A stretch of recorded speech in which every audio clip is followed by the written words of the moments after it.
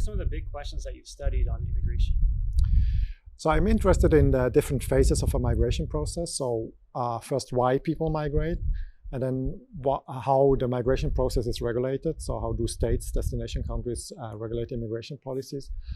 And then also, I'm very much interested in how destination societies react to immigrants. So who are the people who like immigration, and who are the people who oppose immigration? And why are these questions important to you? Well, they are important because immigration clearly has a huge impact on both origin and destination countries economically and culturally. And so some people say it has positive effects, and others would say it has negative effects. And this leads to a lot of divisions. And in this way, big challenges for all these societies. And so it's quite important to know why migration leads to these problems and divisions, and how we can solve that. What has your research taught us that policymakers in the domain of immigration should know?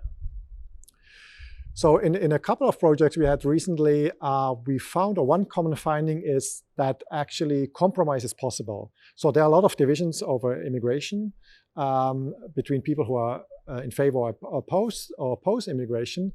But we also show that certain policy designs can actually bring people together, that compromise is possible, and people in favor or against immigration are willing to accept more or fewer immigrants depending on how certain policies are designed. And yeah, as I said, that there is room for compromise. Lastly, what has your research taught us about how candidates running for office should message or campaign?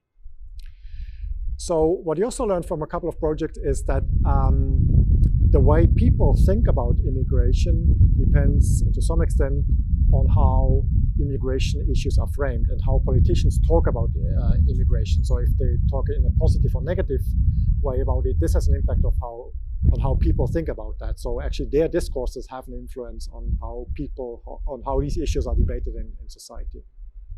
Well, thank you so much. Thank you.